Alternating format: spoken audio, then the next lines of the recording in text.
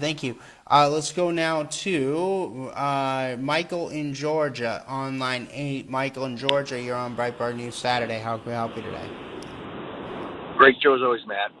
Thank Real you. quick, I know it's been a little while since the troll called in, but I want to say to the troll, hey, you're welcome on this show, right? And the fact that Matt lets you on is proof positive that we listen to all sides. We want to hear your opinions, but when you say things like, well, Eric Swalwell may or may not have done it, but you'll admit it if he did, but we don't do that, that's baloney. The reason we don't do it is because most of the stuff against Trump is in fact fake. Like, for example, if Trump raped a person, or they talk about it being in the Epstein files, if there is evidence of that, we'll call him out. I have no doubt about that at all. But there's never any evidence. And when the press comes up with things like, oh, military people are suckers and losers from unnamed sources, you're telling me the guy who sent our men in there to save one airman calls the military suckers and losers?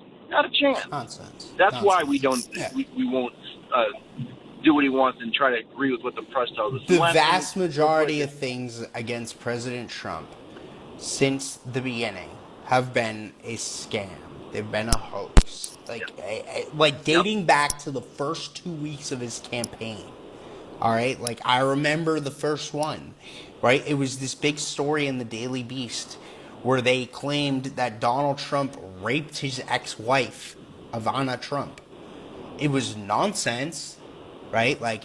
But the fact is, I'll never forget it, right? Because this was before Michael Cohen turned against President Trump, right? Like, I remember talking to Michael Cohen about the story when it all started, and he was debunking it at the time. Like, this is back when Michael Cohen was still on Trump's side.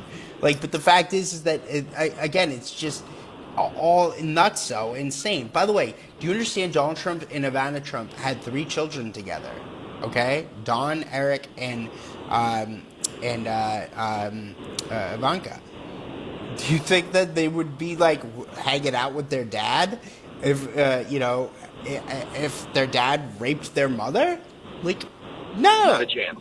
Not a chance, right? It's, insane, right? This is what's... what this was there was nasty divorce stuff that was going on. That's what happens in divorces, especially the ones that are contentious over money, which of course Donald Trump's a billionaire, so of course it's contentious over money.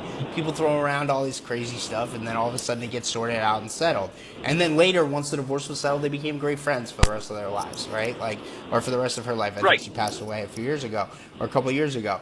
But the fact is that that's what happens, right? It's normal. By the way, everyone in the media knows that, okay?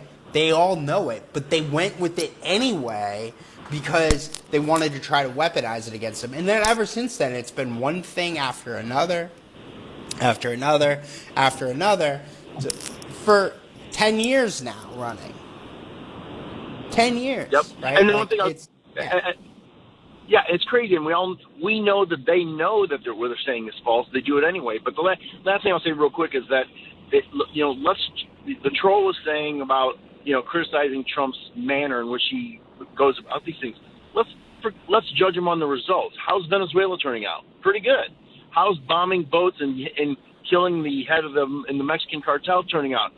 Great. The drug flow to this country has almost disappeared. Right? And so let's wait and see what happens in Iran. Yes, Troll's right. If it goes to an extended war, we'll agree with them that it was wrong if it turns out that way. But let's wait and see the results. So far, Trump's done pretty well. Just let the man cook, So let him cook. Yep. So we'll see how it goes. Trump's the master chef. Let him cook. Let's see what happens. All right. Thank you, Michael, for the call. Appreciate it, sir. Let's